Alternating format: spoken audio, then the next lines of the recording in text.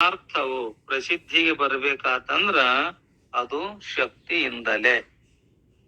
ಜಗನ್ಮಾತೆ ಎಲ್ಲರ ಹೃದಯದಲ್ಲಿ ಅದಳಂತ. ಭಗವಂತ ಬೇರೆಯಲ್ಲ, ಆ ಜಗನ್ಮಾತೆ ಬೇರೆಯಲ್ಲ. ಚಿತ್ರಗಾರ ಏನ್ ಮಾಡ್ತಾನ, ಒಂದು ಗೋಡೆಯ ಮೇಲೆ ಒಂದು ಚಿತ್ರವನ್ನ ಬರೆದನಂದ್ರ ಆ ಚಿತ್ರವನ್ನ ನೋಡಿ ಜನರು ಏನ್ ಮಾಡ್ತಾರ, ಬಹಳ ಸಂತೋಷ ಪಡ್ತಾರ. ಏನಪ್ಪ ಅವ ಕಲೆಯನ್ನ ಬಿಡಿಸ್ಯಾನ, ಎದರಲ್ಲೇ ಆ ಬಟ್ಟೆಯ ಮೇಲೆ ಆಗಲಿ ಗೋಡೆಯ ಮೇಲೆ ಆಗಲಿ ಆ ಚಿತ್ರವನ್ನ ನೋಡಿದ ತಕ್ಷಣ ಅಂತ ಏನಪ್ಪ ಇದು, ಅಂತ ವಿಚಿತ್ರ, ಯಾವ ಬರದಾನ ಇದನ್ನ, ಅವ ಯಾರ ಮಗ ಅಂತ ಕೇಳ್ತಾರ. ಎಲ್ಲೇ ತಾನು ಕಲೆಗಳಲ್ಲಿ ಕಾರನಲ್ಲಿ ಯಾರ ಮಗಪ್ಪ ಇವ ಅಂತೇಳಿ ಕೇಳ್ತಾರ. ಎಂಥ ಅದು ಅಗಾಧ, ಎಂತ ಶಕ್ತಿಯಿಂದ ಕೂಡಿಕೊಂಡನವ. ಯಾಕಂದ್ರ ತನ್ನಲ್ಲಿ, ತನ್ನ ಅಂತಃಕರಣದಲ್ಲಿ ಆ ಮೂರ್ತಿ ಕಂಡಾಗ ಮಾತ್ರ ಅವ ಏನ್ ಮಾಡ್ತಾನ, ಆ ಚಿತ್ರವನ್ನ ಬರೆಯಲಿಕ್ಕಾಕತ್ತಂತ. ಒಂದೊಬ್ಬ ಶಿಲ್ಪಿ ಕಲ್ಲಿನಲ್ಲಿ ಆ ಮೂರ್ತಿಯನ್ನ ನೋಡಿ ಏನ್ ಮಾಡ್ತಾನವ, ಅದೇ ಮೂರ್ತಿಯನ್ನ ತಾನು ಕೆತ್ತಿ ಕೆತ್ತಿ ಕೆತ್ತಿ ಅದನ್ನು ಸುಂದರವಾಗಿ ಮಾಡಿ ಅದರಲ್ಲಿ ಮೊದಲು ತನ್ನ ಮನಸ್ಸಿನಲ್ಲಿ ಮೂಡಿದ ಅಂತ ಮೂರ್ತಿಯನ್ನ, ಆ ಬೇಡಾದ ಕಲ್ಲನ್ನ ಕೆತ್ತಿ ಒಡೆದು ತೆಗೆದು ಆ ಚಿತ್ರವನ್ನ, ಆ ಶಿಲ್ಪಿ ಆ ದೇವತೆಯನ್ನ ಮಾಡ್ತಾನಲ್ಲ, ಮೂರ್ತಿಯನ್ನ ಮಾಡ್ತಾನಲ್ಲ. ಎಂತ ಆಗಾದ ಅದು. ಅವನನ್ನ ಮುಂದಕ್ಕೆ ಕರೆಯರಂತಾರ. ಯಾರು ಕಲಾವಂತರದಾರ, ಯಾರು ಕುಸ್ತಿ ಪೈಲ್ವಾನರಾಗ್ಯಾರ, ಅವ್ರಿಗೆಲ್ಲ ಏನ್ ಮಾಡ್ತಾರ, ಅವನ ಕಲೆಯನ್ನ ಕಂಡು ಸಂತೋಷ ಪಟ್ಟು ಅವನಿಗೆ ಶಾಲ್ ಹೊದಿಸಿ ಸತ್ಕಾರ ಮಾಡ್ಬೇಕಂತ ಕರೀತಾರಲ್ಲ. ವಿಶೇಷವಾಗಿ ಪ್ರಸಿದ್ಧಿಯನ್ನ ಹೊಂದಿದವನಿಗೆ ಇದು ಯಾರಿಂದ, ಅವನಲ್ಲಿರುವ ಚಿತ್ರ ಬರೆಯುವ ಶಕ್ತಿಯಿಂದ ಅಲ್ಲವೇ.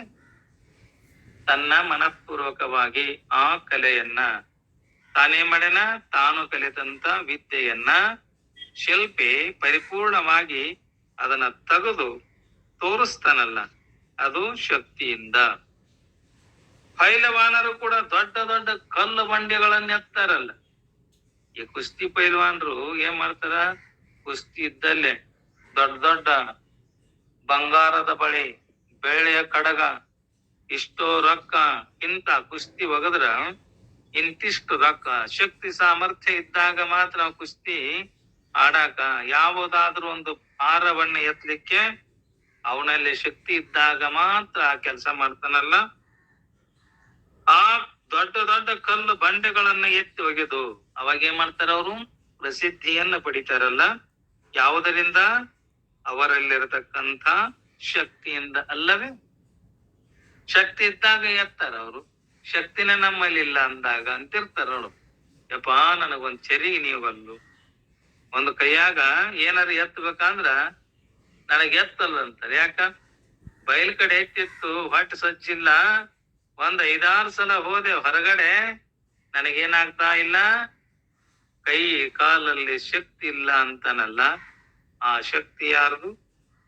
ಷಣ್ಮುಖನು ಕೂಡ ಹುಟ್ಟಿದ 7 ದಿನಗಳಲ್ಲಿ ತಾರಕಾಸುರನಂಥ ದುಷ್ಟ ರಾಕ್ಷಸನನ್ನ ಸಂಹಾರ ಮಾಡಿದ. ಯಾರು? ಷಣ್ಮುಖ. ಇವನ ಶಕ್ತಿ ಎಂತದ್ದು? ಯಾರ್ದು? ಆ ಷಣ್ಮುಖಂದು ಎಂತ ಶಕ್ತಿ. ಇವನಿಗೆ ಜನ್ಮ ಕೊಟ್ಟ ಪಾರ್ವತಿ ಎಂಥವಳು. ಬರೇ ಎಂತ ಸಣ್ಣ ಬಾಲಕದನಂದ್ರು ಕೂಡ ಅವನ ಶಕ್ತಿಯನ್ನ, ಸಾಮರ್ಥ್ಯವನ್ನ ಕೊಂಡಾಡ್ತಾರಲ್ಲ, ಅದು ಎಲ್ಲಿಂದ ಬಂತು? ಅವರ ಶಕ್ತಿಯಿಂದಲೇ. ಹೆಂಗಾಗ್ಯಾರವರು? ಎಲ್ಲರೂ ಪ್ರಸಿದ್ಧಿಗೆ ಬಂದಾರಲ್ಲ. ಅದರಂತೆ ಹೇಳ ಹೆಸರಿಲ್ಲದ ಆ ಪರಮೇಶ್ವರನು ಕೂಡ ಏನಾಗ್ಯಾನ, ನಿನ್ನಿಂದಲೇ ಪ್ರಸಿದ್ಧಿಯನ್ನ ಹೊಂದ್ಯಾನ ತಾಯಿ. ಭಕ್ತನಾದಂತ ಕೇಳ್ತಾನ, ನಿನ್ನ ಮಹಿಮೆ ಗಿರಿಜೆ ಸಾಮಾನ್ಯ ಅಲ್ಲ. ಅದಕ್ಕ ಹೇ ಪಾರ್ವತಿಯೇ, ನಿನ್ನಿಂದಲೇ ಪ್ರಸಿದ್ಧಿಗೆ ಬಂದವನಂದ ಮೇಲೆ ಹೇ ತಾಯಿಯೇ, ಹೇ ಜಗನ್ಮಾತೆ, ಏನು ನಿನ್ನ ಮಹಿಮೆ? ಏನಂತರ ನಾನು ನಿನ್ನ ಮಹಿಮೆಯನ್ನ ನಾನು ಕೊಂಡಾಡಲಿ ಅಂತ ಆ ಬಸವರಡ್ಡಿ ಹೀಗೆ ಗುರುಕೊಟ್ಟ ಶಕ್ತಿಯ ಮಂತ್ರ ಮಹಿಮೆಗಳನ್ನ ಒಂಟೆಗಾಲ ಮೇಲೆ ನಿಂತು ಒಂದೇ ಸವನೆ ಪಠಿಸಾಕಿದ್ನಂತ. ಯಾರು? ಬಸವರೆಡ್ಡಿ. ಎಲ್ಲಿಂದ ಬಂದನವ? ಸುರುಕೋಡದಿಂದ ರಾಮದುರ್ಗ ತಾಲೂಕಿಗೆ, ಅಲ್ಲೇ ಮುದೇನಹಳ್ಳಿ ಅಂತಿದೆ, ಮುತ್ನೂರ್ ಅಂತಾರ, ಅಲ್ಲಿಗೆ ಬಂದು ಜಗನ್ಮಾತೆಯ ಸ್ಮರಣೆ ಮಾಡ್ತಾ ಪೂಜಾರಿ ಬಾಗಿಲವನ್ನ ಹಾಕಿಕೊಂಡಾಗ ಈ ತೆರನಾಗಿ ಕೊಂಡಾಡ್ತಾನೆ. 4 ತಾಸು ಕಳೆದು ಹೋದರೂ ಕೂಡ ಆ ಬಸವರೆಡ್ಡಿ ಏಕಾಗ್ರ ಚಿತ್ತನಾಗಿ, ಆ ಬಸವರೆಡ್ಡಿ ಅಲ್ಲಿಂದ ನಡೀತಾ ಬಂದು ಜಗನ್ಮಾತೆಯ ದರ್ಶನವನ್ನ ನಾ ಪಡ್ಕೋಬೇಕಂತೇಳಿ ಗುರು ಕೊಟ್ಟ ಮಂತ್ರವನ್ನ ಪಠಿಸ್ತಾ ಏಕಾಗ್ರ ಚಿತ್ತಿನಿಂದ ಏನ್ ಮಾಡಿದ? ತಾಯಿಯನ್ನ ಧ್ಯಾನಿಸಲಿಕ್ಕೆ ಪ್ರಾರಂಭ ಮಾಡ್ತಾನ. ಚಂದ್ರನ ಕಿರಣಗಳಿಂದ ಮಲ್ಲಿಗೆ ಮೊಗ್ಗುಗಳು ಅರಳಿದಂತೆ, ಈಗ ಚಂದ್ರನ ಕಿರಣದಿಂದ ಹೇಗೆ ಮೊಗ್ಗುಗಳು ಕೂಡ ಅರಳತಾವ, ಸೂರ್ಯನ ಪ್ರಕಾಶದಿಂದ ಎಲ್ಲ ಹೂಗಳು ಕೂಡ ಅರಳತಾವಲ್ಲ. ಮೊಗ್ಗೆ ಇದ್ದಾಗ ಸೂರ್ಯನ ಪ್ರಕಾಶ ಬಿದ್ದ ತಕ್ಷಣವೇ ಮಡಚಿದ ಮೊಗ್ಗೆಗಳು ಕೂಡ ಆ ಸೂರ್ಯನ ಕಿರಣದಿಂದ, ಚಂದ್ರನ ಕಿರಣದಿಂದ ಅರಳುವಂತೆ ಬಲ್ಲ ಸದ್ಗುರುವಿನ ಕೃಪೆಗೆ ಸಂಸ್ಕೃತಿ ತೊಡಕು ಬಿಟ್ಟಂತೆ. ಆ ಸದ್ಗುರುಗಳ ಕರುಣೆ, ಅವರ ಕೃಪೆ ನಮ್ಮ ಮೇಲೆ ಆತಂದ್ರ ನಮಗೇನಾಕತಿ? ನಮ್ಮ ಎಡರು ತೊಡರುಗಳು ಎಲ್ಲವೂ ಕೂಡ ಸುಟ್ಟು ಭಸ್ಮಕ್ಕವಲ್ಲ. ಯಾರ ಕೃಪೆಯಿಂದ? ಆ ಸದ್ಗುರುಗಳ ಕೃಪೆಯಿಂದ. ಈ ಬಸವರೆಡ್ಡಿ ಕೂಡ ಧೀರ ತಪಸ್ಸಿಗೆ ತಾಯಿ ಕಲ್ಯಾಣಿ ಕಣ್ತೆರೆದು ನಿಂತಾಗ, ಇವ ಬಸವರೆಡ್ಡಿ ಕೂಡ ಆ ಗುರು ಕೊಟ್ಟ ಮಹಾಮಂತ್ರವನ್ನ ನುಡಿತ ಕಣ್ಣು ತೆರೆದು ನಿಂತಾಗ ಬಾಗಿಲದ ಕೀಲಿ ಚಿಲಕಗಳೆಲ್ಲ ಸಿಡಿದು, ಅವ ಪೂಜಾರಿ ನೀ ರೊಕ್ಕ ಕೊಟ್ಟಾಗ ದೇವಿ ದರ್ಶನ ಮಾಡ್ತೇನೆ ಅಂದಿದ್ನಲ್ಲ, ಅವ ಏನ್ ಮಾಡಿದ? ಆ ಬಲವಾದ ಬಂದೋಬಸ್ತವಾದ ಕೀಲಿಯನ್ನ ಹಾಕಿ ನಿನಗ ಜಗನ್ಮಾತೆ ದರ್ಶನ ಕೊಡುವುದಿಲ್ಲ, ದರ್ಶನವನ್ನ ಮಾಡಿಸುವುದಿಲ್ಲ. ಪೂಜಾರಿ ಮನಿ ಹೋಗ್ಯಾನ ಕಿಲಿ ಹಾಕಿ. ಅವಾಗಂತನ ಬಸವರೆಡ್ಡಿ, ಅಲ್ಲಪ್ಪ ಈ ಹಣ ಏನ ತಾಯಿಗೋ ಅಥವಾ ನಿನಗೋ ಅಂತ ಕೇಳಿದಾಗ ಸಿಟ್ಟಿಗೆ ತಪ್ಪೆ ಮಾಡಿದ, ಕಿಲಿ ಹಾಕಿ ಮನಿಗೆ ಹೋದ ಪೂಜಾರಿ. ಅವಾಗ ಏಕಾಗ್ರ ಚಿತ್ತದಿಂದ ಸದ್ಗುರುನಾಥರು ಕೊಟ್ಟಂತ ಮಹಾಮಂತ್ರವನ್ನ ಇವ ಬಸವರೆಡ್ಡಿ ಮಾಡಿದ. ತಪಸ್ಸನ್ನ ಮಾಡಲಿಕ್ಕೆ ಕಣ್ತೆರೆದು ತಾನು ಬಸವರೆಡ್ಡಿ ತನ್ನ ಏಕಾಗ್ರ ಚಿತ್ತದಿಂದ ಮನಸ್ಸನ್ನ ನಿಲ್ಲಿಸಿ ಆ ಜಗನ್ಮಾತೆಯನ್ನ ಸ್ಮರಿಸ್ತಾ ನಿಂತಾಗ ಬಾಗಿಲದ ಕೀಲಿ ಚಿಲಕಗಳೆಲ್ಲವೂ ಸಿಡಿದು ತನ್ನಿಂದ ತಾವು ಕುಲ್ಲಾದುವಂತೆ. ಪೂಜಾರಿ ಹಾಕಿದ ಆ ಕಿಲಿ ಮತ್ತು ಚಿಲಕ ತನ್ನಿಂದ ತಾನೇನಾದ್ರು ಅಂದ್ರ ಕುಲ್ಲಾದುವಂತೆ. ಹಾರಿದ ತಕ್ಷಣದಲ್ಲಿ ಗರ್ಭ ಗುಡಿಯ ಬಾಗಿಲಗಳು ತನ್ನಿಂದ ತಾನೇ ತೆರೆದುವಂತೆ. ಆ ಬಾಗಿಲ ತನ್ನಿಂದ ತಾನೇ ತೆರೆದಾಗ ಆ ಶಬ್ದವನ್ನ ಕೇಳಿ ದಿಗ್ಗನೆ ಕಣ್ತೆರೆದು, ಏನಿದು ಸಪ್ಪಳ ಅಂತೇಳಿ ಕಣ್ಣು ಮುಚ್ಚಿ ಕುಳಿತುಕೊಂಡು ತಪಸ್ಸನ್ನ ಮಾಡಕತ್ತಿದ್ದಲ್ಲ ಬಸವರೆಡ್ಡಿ. ಅವಾಗ ಕಣ್ತೆರೆದು ಬಸವರೆಡ್ಡಿ ಕಳಕೊಂಡ ಕೋರನನ್ನ ನೋಡಿ, ನೆರೆ ನೋಡಿ ಮುದ ನೀಡುವ ಮಹಾ ತಾಯಿಯಂತೆ ಆ ಜಗನ್ಮಾತೆ ಈಗ ಕಳ್ಕೊಂಡ ಮಗನನ್ನ ಹುಡುಕ್ತಿರ್ತಾರಲ್ಲ, ಅದರಂತೆ ಮೂರ್ತಿಯಳು ಮೈದೆರೆದು ನಿಂತ ಮಹಾಲಕ್ಷ್ಮಿಯನ್ನ ನೋಡಿ ಬಸವರೆಡ್ಡಿ ಮಾಡಿದ. ತಾನು ತಪಸ್ಸು ಮಾಡ್ತಾ ನಿಂತಾಗ ಜಗನ್ಮಾತೆ ಆ ಬಾಗಿಲಕ್ಕ ಹಾಕಿದ ಕಿಲಿ ಚಿಲಕ ಎಲ್ಲವೂ ಕೂಡ ಓಪನ್ ಆಗಿ ತನ್ನಿಂದ ತಾನ ಬಾಗಿಲ ತೆರೆದು ಅಂತ. ಅದನ್ನ ನೋಡಿದಾಗ ಸಾಷ್ಟಾಂಗ ನಮಸ್ಕಾರ ಮಾಡಿ ಬಸವರೆಡ್ಡಿ ಮಾಡಿದ. ಜಗನ್ಮಾತೆಗೆ ಸಾಷ್ಟಾಂಗ ನಮಸ್ಕಾರ ಮಾಡಿ ಹೃದಯ ತುಂಬಿ ಕೈ ಮುಗಿದು ನಿಂತು ಅಂತಾನ, ಹೇ ಜನನಿ ಶರಣಹಿತೆ, ಜಗನ್ಮಾತೆ ನೀನು ಶರಣರನ್ನ ರಕ್ಷಣೆ ಮಾಡತಕ್ಕಂಥ ಭಕ್ತ ವತ್ಸಲೆ, ನೀನು ಭಕ್ತರನ್ನ ಕಾಪಾಡತಕ್ಕಂತ ಕಮಲೆ, ಸರ್ವ ಮಂಗಲೆ, ಮಾಂಗಲ್ಯೆ ಶಿವೆ ಸರ್ವ ಸಾಧಕೆ ಅಂತ ಹಾಡಿ ಕೊಂಡಾಡ್ತಾನ. ತಾಯಿಯ ಚರಣಗಳನ್ನ ವಿಧಿಪೂರ್ವಕ ಅಷ್ಟವಿಧ ಪೂಜೆಯಂ ತೃಪ್ತಿಪಡಿಸಿ ಅವಾಗ ಜಗನ್ಮಾತೆಗೆ ಮಂಗಳಾರತಿ ಬೆಳಗಿ ಭಕ್ತರಿಗೆ ಸರ್ವ ಸುಖವನ್ನೀಯುವ ಮಹಾಲಕ್ಷ್ಮಿ ನಿನ್ನ ಆಶೀರ್ವಾದಗಳನ್ನ ನಾ ಪಡಿತೇನೆ. ಸದಾ ನಿನ್ನ ಆಶೀರ್ವಾದ ನನ್ನ ಮೇಲೆ ಸದಾ ಇರ್ಲಿ ತಾಯಿ ಅಂತ ಬೇಡ್ಕೊಳ್ತಾನೆ. ಯಾರೋ ಸುರುಕೋಡದಿಂದ ಬಂದಂತ ಬಸವರೆಡ್ಡಿ ಮೈ ರೋಮಾಂಚನಗೊಂಡು ಮತ್ತೊಮ್ಮೆ ಸಾಷ್ಟಾಂಗ ಮಾಡಿ ಎದ್ದು ನೋಡುವಷ್ಟರಲ್ಲಿ ತಾಯಿ ಆ ಮೂರ್ತಿಯೊಳಗೆ ಅಡಗುದನ್ನ ಕಂಡು ಸಂತೋಷದಿಂದ ಸದ್ಗುರುವರನ್ನ ಕೊಂಡಾಡ್ತಾ ಅವಾಗಂತನ, ಹೇ ಸದ್ಗುರು ಶಿವಾನಂದನೇ, ನಿನ್ನ ಕೃಪೆಯಿಂದ ಜಗನ್ಮಾತೆಯನ್ನ ನಾನೇನ್ ಮಾಡಿದೆ, ಸಾಕ್ಷಾತ್ಕಾರವಾಗಿ ಆಕೆಯನ್ನ ದರ್ಶನ ನಾನು ಮಾಡಿಕೊಂಡೆ. ನಿನ್ನ ಕೃಪೆಯಿಂದ, ನಿನ್ನ ಆಶೀರ್ವಾದದಿಂದ.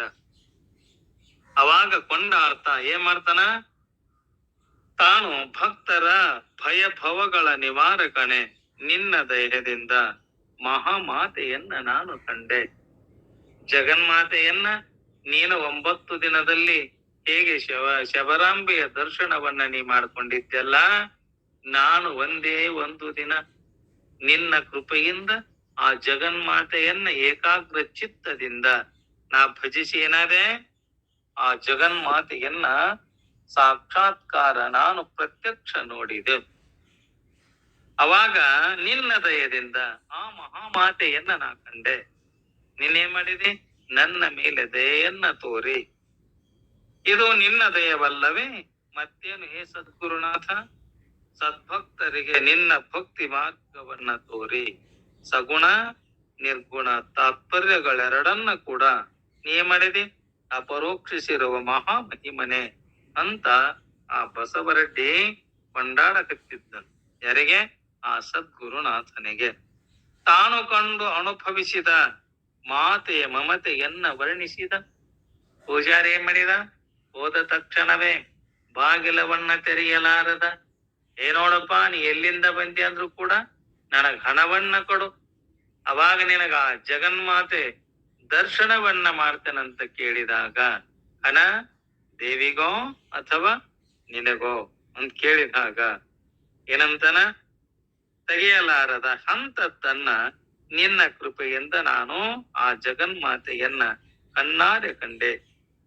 ನೆರೆದ ಭಕ್ತರಿಗೆ ಕೇಳಿದ ಸದ್ಭಕ್ತರೇ 4 ಸಾಧನಗಳನ್ನ ಸಾಧಿಸಿ ಆಪ್ತ ಅಂಗ ಸ್ಥಾನ ಸದ್ಭಾವದಿಂದ ಗುರುಗಳ ಸೇವೆಯನ್ನ ಮಾಡಿ ತಾನಾರು ಜಗವಿದೇನೆಂದು ವಿಚಾರಿಸಿ ತನ್ನ ನಿಜವರಿದ ನರನಿಗೆ ಆ ಮೋಕ್ಷ ಲಕ್ಷ್ಮಿಯು ನಿಜವಾಗಿ ಏನ್ ಮಾಡ್ತಾಳ, ತನ್ನ ಮುಕ್ತಿ ಮಂದಿರದಲ್ಲಿ ಬಾಗಿಲವನ್ನ ತೆರೆದು ಆತನನ್ನ ಬರಮಾಡಿಕೊಂಡಳತಲ್ಲ. ಹಾಗ ಬಸವರೆಡ್ಡಿ ಸಾಕ್ಷಿ ಎಂದು ಸದ್ಗುರುಗಳು ಕೈಸಾರೆ ನುಡಿದರೆಂಬಲ್ಲಿಗೆನೆ ಅವ ಏನ್ ಮಾಡಿದ, ಮನಃಪೂರ್ವಕವಾಗಿ ಸಂತೋಷದಿಂದ ಆ ಜಗನ್ಮಾತೆಯನ್ನ ಕೊಂಡಾಡೋದಷ್ಟೇ ಅಲ್ಲ, ಆ ಸದ್ಗುರುವಿಗೆ ಕೂಡ ಆ ಸದ್ಗುರುವಿನ ಕೃಪೆ ಪಡೆದುಕೊಂಡು ಏನು ಹೇಳಲಿ ಗುರುವೇ ನಿನ್ನಯ್ಯ, ದೀನ ಜನರುದ್ಧರಿಪ ಲೀಲೆಯ ಸಾಣುರಾಗದೆ ಧ್ಯಾನಗಳ ಸುರಿಸುತ್ತ ಗ್ರಾಮದಳು ಜಾಣಸೇಂದರ ನಂಬಿಗಾ ಶಿವ ತಾನೇ ಧನವರೆನ್ನರ ನೆರೆದ ಪರಿಯಲಿ ದೀನ ಭಕ್ತರ ಬೆಳೆಯೊಳಗದ ತೋರಿಸಿ ದಗಾಂ ನಮಿಪೆ ಏ ಯಥಾಂ ಮಾಂ ಪ್ರಪದ್ಯಂತೆ ತಾಂ ತಥೈವ ಭಜಾಮ್ಯಹಂ ಮಮ ವರ್ತ್ಮಾನು ವರ್ತಂತೆ ಮನುಷ್ಯಾಃ ಪಾರ್ಥ ಸರ್ವಶಃ. ಏನು ಹೇಳಲಿ ಗುರುವೆ ನಿನ್ನಯ ಹೇ ಸದ್ಗುರುನಾಥ. ಅವಾಗ ಪಾರ್ಥ, ಯಾವ ಭಕ್ತರು ಯಾವ ಪ್ರಕಾರವಾಗಿ ನನಗೆ ಶರಣಾಗ್ತಾರಲ್ಲ ಅವರನ್ನ ನಾನು ಅದೇ ಪ್ರಕಾರ ಆಶ್ರಯ ಕೊಡುತ್ತೇನಂತ ಭಗವಂತ ಹೇಳೇನಲ್ಲ. ಏ ಯಥಾ ಮಾಂ ಪ್ರಪದ್ಯಂತೆ ತಾಂ ತಥಾ ಏವ ಭಜಾಮಿ ಅಹಂ ಮಮ ವರ್ತ್ಮಾನು ವರ್ತಂತೆ ಮನುಷ್ಯಾಹ ಪಾರ್ಥ ಸರ್ವಶಃ. ಯಾಕಂದ್ರೆ ಎಲ್ಲ ಮನುಷ್ಯರು ಕೂಡ ಎಲ್ಲಾ ಪ್ರಕಾರದಿಂದ ನನ್ನ ಮಾರ್ಗವನ್ನು ಅನುಸರಿಸ್ತಾರಲ್ಲಪ್ಪ ಅವರು. ಆಸ್ತಿಕ ಮಹಾಶಯರೇ, ಭಗವಂತನ ಲೀಲೆ ಏನಿದೆ ಅತ್ಯಂತ ಅಗಾಧ ಆಗಿದೆ. ಅಂದ್ರ ಭಕ್ತರು ಭಗವಂತನಲ್ಲಿ ಯಾವ ಭಾವದಿಂದ, ಯಾವ ಸಂಬಂಧದಿಂದ, ಯಾವ ಪ್ರಕಾರ ಶರಣಾಗ್ತರಾಗ್ತಾರಲ್ಲ, ಭಗವಂತನು ಕೂಡ ಅದೇ ಭಾವದಿಂದ, ಅದೇ ಸಂಬಂಧದಿಂದ, ಅದೇ ಪ್ರಕಾರವಾಗಿ ಆಶ್ರಯ ಕೊಡ್ತಾನಂತ. ಯಾರು? ಆ ಪರಮಾತ್ಮ. ಹರಿಯ ಭಾವದಿಂದ ಶರಣಾಗತರಾದವರಿಗೆ ಹರಿಯೇ ಆಶ್ರಯ ಕೊಡ್ತಾನ. ದೇವ ಒಬ್ಬ, ನಾಮ ಹಲವು. ನಾವು ಹರಿಯನ್ನರಾಗಲಿ ಹರನನ್ನರ ಆಗಲಿ ಆ ಯಾವ ಭಾವದಿಂದ ನಾವಿಟ್ಟುಕೊಂಡು ಅವನನ್ನ ಪೂಜಿಸ್ತೀವಲ್ಲ, ಅದರಂತೆ ಹರನ ಭಾವದಿಂದ ಶರಣಾಗತರವರಿಗೆ ಹರನಾಗಿ ಆಶ್ರಯ ಕೊಡ್ತಾನ. ಗಣಪತಿಯ ಭಾವದಿಂದ ಶರಣಾಗತರವರಿಗೆ ಆ ಗಣಪತಿಯ ಭಾವದಿಂದ ಕೊಡ್ತಾನ. ದೇವಿಯ ಭಾವದಿಂದ ಶರಣಾಗತರಾದವರಿಗೆ ದೇವಿಯಾಗಿ ಕೊಡ್ತಾನ. ಸ್ಥಾವರ ಲಿಂಗದ ಭಾವಕರಿಗೆ ಸ್ಥಾವರ ಲಿಂಗವಾಗಿ ಅವರವರಂತೆ ಕೊಡ್ತಾನ. ಇಷ್ಟಲಿಂಗ ಭಾವದವರಿಗೆ ಇಷ್ಟಲಿಂಗವಾಗಿ ಪರಮಾತ್ಮ ಆಶ್ರಯ ಕೊಡ್ತಾನಂತ. ಏನದನವ? ಒಬ್ಬನೇ ದೇವನೊಬ್ಬ, ನಾಮ ಹಲವು. ಯಾಕಂದ್ರ ಪರಮಾತ್ಮ ಹೆಂಗದನವ? ಪರಿಪೂರ್ಣ ಆಗ್ಯಾನವ. ಎಲ್ಲ 84 ಲಕ್ಷ ಜೀವರಾಶಿ ಒಳಗ ಅವ ಅಣಸೂತನಾಗ್ಯದನಂತ. ಯಾರು? ಪರಮಾತ್ಮ. ತೇನ ವಿನಾ ತೃಣಮಪಿ ನ ಚಲತಿ. ಪರಮಾತ್ಮ ಇರಲಾರದೆ ಒಂದು ಹುಲ್ಲು ಕಟ್ಟಿ ಕೂಡ ಅಳಗಾಡಲಿಕ್ಕೆ ಆಗುವುದಿಲ್ಲ. ಅದಕ್ಕೆ ಹೆಂಗದನವ? ಪರಿಪೂರ್ಣ ಜ್ಞಾನ. ಎಲ್ಲಾ ನಾಮ ಎಲ್ಲಾ ರೂಪಗಳ ಹಿಂದೆ ತಾನೊಬ್ಬನೇ ಅದಾನ. ಅದಕ್ಕ ನಾಮ ರೂಪ ಅಸ್ತಿ ಭಾತಿ ಪ್ರಿಯ, ನಾಮ ರೂಪ ಅಸ್ತಿ ಭಾತಿ ಪ್ರಿಯ. ಆ ಭಗವಂತನ ಅಸ್ತಿತ್ವ, ಈ ನಾಮ ರೂಪ ಏನಿದೆ, ಆ ಭಗವಂತನ ಆಶ್ರಯ ಪಡೆಕೊಂಡು ಈ ಮಾಯ ವ್ಯವಹಾರ ಮಾಡ್ತದಲ್ಲ, ನಾಮ ಮತ್ತು ರೂಪ. ಅವನ ಆಶ್ರಯದಲ್ಲಿ ಇದ್ದುಕೊಂಡನೇ ವ್ಯವಹಾರ ಮಾಡಿತಲ್ಲದೆ, ಅವ ಇರಲಾರದೆ, ಅವನ ಆಶ್ರಯ ಪಡೆಯಲಾರದೆ ಅದಕ್ಕಿರಾಕೇನಿಲ್ಲ, ಅವಕಾಶ ಇಲ್ಲ. ಅದರಂತೆ ತಾನೊಬ್ಬನ ಹೆಂಗದನ? ಸಮಸ್ತ ತೆರೆನರೆಗಳಿಗೆ ಆಶ್ರಯವಾದ ಸಮುದ್ರದಂತೆ. ಈಗ ಸಮುದ್ರ ಐತಲ್ಲ, ಆ ಸಮುದ್ರದಲ್ಲಿ ತೆರೆಗಳು, ನೆರೆಗಳು, ಗುರುಳಿಗಳು ಹೇಳ್ತಾವಲ್ಲ. ಏನಿದ್ದಾಗ ತೆರೆಗಳು ನರೆಗಳು ಬರ್ತಾವ, ಗುಳ್ಳಿಗಳು ಹೇಳ್ತಾವಂದ್ರ ನೀರಿದ್ದಾಗ ಮಾತ್ರ ನೆರೆ ತೊರೆಗಳು. ನೀರಿರಲಾರದೆ ತೆರೆಗಳು ತರಂಗಗಳು ಬರ್ತಾವೇನು? ಬರುವುದಿಲ್ಲ. ಹಾಗೆ ಆ ಆಶ್ರಯವಾದ ಸಮುದ್ರದಂತೆ ಪರಮಾತ್ಮ ಹೆಂಗದನ? ಸಮಸ್ತ ನಾಮ ರೂಪಗಳಿಗೆ ಆಶ್ರಯಗೆ ನಮ್. ಯಾರು? ಭಗವಂತ. ಯಾರು ಯಾವ ತೆರೆಗೆ ಯಾವ ತೆರನಾಗಿ ಅವನಿಗೆ ನಮಸ್ಕಾರ ಮಾಡಿದರೂ ಕೂಡ ಅದು ಆ ಸಮುದ್ರಕ್ಕೆ ಮುಟ್ಟುವಂತೆ. ಅದಕ್ಕ ನಿಶ್ಚಲ ದಾಸಾಜಿಯವರು ಕೂಡ ಹೇಳ್ಯಾರ, ಜೋ ಸುಖ ನಿತ್ಯ ಪ್ರಕಾಶ ವಿಭೋ ನಾಮ ರೂಪ ಆಧಾರ್ ಮತಿನ ಲಖೈ ಜೀ ಮತಿ ಲಖೈ ಸೋಹಂ ಸುದ್ಧಿ ಅಪಾರ್. ನನ್ನ ಸ್ವರೂಪ ಏನಿದೆ ಅಂದ್ರ ಬಹಳ ಅಪಾರ ಐತಿ. ಅದು ಹಂಗೈತಿ? ಸಮುದ್ರದಂತೆ ನನ್ನ ಸ್ವರೂಪ ಇದೆ. ಅವಾಗೊಬ್ಬ ಶಿಷ್ಯ ಪ್ರಶ್ನೆ ಮಾಡ್ತಾನ ಅವ್ರಿಗೆ, ಅಲ್ಲೋ ಮರಯ, ನಿನ್ನನ ನೀ ಹೊಗಳ್ಕೊಂತೀಯಲ್ಲ, ಇದೆಲ್ಲ ಭಗವಂತ ಮಾಡ್ಯಾನ, ದೇವತೆಗಳು ಮಾಡ್ಯಾರ, ಅದನ್ನ ಬಿಟ್ಟು ನಿನ್ನ ನಿಜವಾದ ಸ್ವರೂಪ ಅಂತ ನೀನ್ ಅದಕ್ಕ ಮಂಗಲವನ್ನ ಮಾಡ್ತೀಯಲ್ಲ ಅಂತಂದಾಗ ಅವ್ರಂತಾರ, ನನ್ನ ಸ್ವರೂಪದಲ್ಲಿ ಎಲ್ಲ ದೇವತೆಗಳು ಕೂಡ ಹೆಂಗದಾರ? ಸಮುದ್ರದ ಮೇಲೆ ತೆರೆಯಂತೆ ಅದಾರ ಅಂತ ಹೇಳ್ತಾರೆ. ಯಾರು? ನಿಶ್ಚಲ ದಾಸಾಜಿಯವರು. ಅದಕ್ಕ ಸಮುದ್ರಕ್ಕೆ ಮುಟ್ಟುವಂತೆ ಆ ಸಮುದ್ರದಲ್ಲಿ ತೆರೆಗಳು ಎದ್ದು ಗಾಳಿ ಬಿಟ್ಟಾಗ, ಗಾಳಿ ವೇಗವಾಗಿ ಬೀಸುವಾಗ ಆ ಸಮುದ್ರದ ನೀರಿನ ಕವ 2 ಆಳು 10 ಆಳು ಎತ್ತರವಾಗಿ ತೆರೆಗಳು ಎತ್ತು ಎಲ್ಲಿ ಮುಳುಗ್ತಾ ಮತ್ತ ಅದೇ ನೀರಿನಲ್ಲಿ ಮುಳುಗುವಂತೆ ಯಾರು ಯಾವ ನಾಮ ರೂಪದಿಂದ ಪೂಜಿಸಿದ್ರು ಕೂಡ, ಯಾರ್ಯಾರು ದೇವಿ ಭಾವದಿಂದಾಗಲಿ, ಗಣೇಶನ ಭಾವದಿಂದಾಗಲಿ, ಕೃಷ್ಣನ ಭಾವನೆಯಿಂದಾಗಲಿ, ಹರಣ ಭಾವದಿಂದಾಗಲಿ, ಹರಿಯ ಭಾವನೆಯಿಂದಾಗಲಿ, ಲಿಂಗ ಭಾವದಿಂದಾಗಲಿ ಯಾವುದರಲ್ಲಿ ಪೂಜಿಸಿದ್ರು ಕೂಡ ಅವ್ರೇನಾಗತ್ತೆ, ಎಲ್ಲವೂ ಕೂಡ ಅದು ಪರಮಾತ್ಮನಿಗೆ ಅರ್ಪಿತ ಆಗುವಂತೆ. ಇನ್ನು ಯಾರು ಯಾವ ಸಂಬಂಧದಿಂದ ಶರಣಾಗರಾಗ್ತಾರಲ್ಲ ಅವರು ಅವರಿಗೆ ಅದೇ ಸಂಬಂಧದಿಂದ ಆಶ್ರಯ ಕೊಡ್ತಾನಂತ. ಯಾರು? ಪರಮಾತ್ಮ. ಭಕ್ತರು ಭಗವಂತನನ್ನ ಗುರು ಎಂದು ತಿಳಿದು ಶರಣಾಗತರಾದರೆ ಪರಮಾತ್ಮನು ಶ್ರೇಷ್ಠ ಗುರುವಾಗಿ ಆಶ್ರಯ ಕೊಡುತ್ತಾನೆ. ಗುರು ರೂಪದಲ್ಲಿ ನಾವು ನಮ್ಮ ಅಂತಃಕರಣವನ್ನ ಪರಿಪಕ್ವ ಮಾಡಿಕೊಂಡು, ಏನೆಂದರವರು ಮಲದೋಷ, ವಿಕ್ಷೇಪ ದೋಷ, ಆವರಣ ದೋಷ ಕಳಕೊಂಡು ಆ ಭಗವಂತನನ್ನ ಗುರು ಎಂದು ನಂಬಿ ಆ ಗುರುವಿಗೆ ನಾವು ಶರಣಾಗತರಾಗಿ ಗುರು ಹೇಳಿದಂತೆ, ಅದಕ್ಕ ಗುರುವಚನವೇ ಶ್ರುತಿ, ಗುರುವಚನವೇ ಸ್ಮೃತಿ ಎಂದು ಕೇಳಿ ಅದನ್ನ ತಿಳಿದು ಅವರು ಹಾಕಿಕೊಟ್ಟಂತ ಮಾರ್ಗದಲ್ಲಿ ನಾವು ನಡೆದಿದ್ದಾದರೆ ಅವ ಭಕ್ತರು ಭಗವಂತನನ್ನ ಗುರುವೆಂದು ತಿಳಿದು ಶರಣಾಗತರಾದರೆ ಪರಮಾತ್ಮ ಏನ್ ಮಾಡ್ತಾನ? ಶ್ರೇಷ್ಠ ಗುರುವಾಗಿ ಆಶ್ರಯ ಕೊಡ್ತಾನ. ಯಾರು ಶಿಷ್ಯನೆಂದು ತಿಳಿದರೆ ಅವರಿಗೆ ಶ್ರೇಷ್ಠ ಶಿಷ್ಯನಕ್ಕನಂತವ. ಯಾರು? ಪರಮಾತ್ಮ.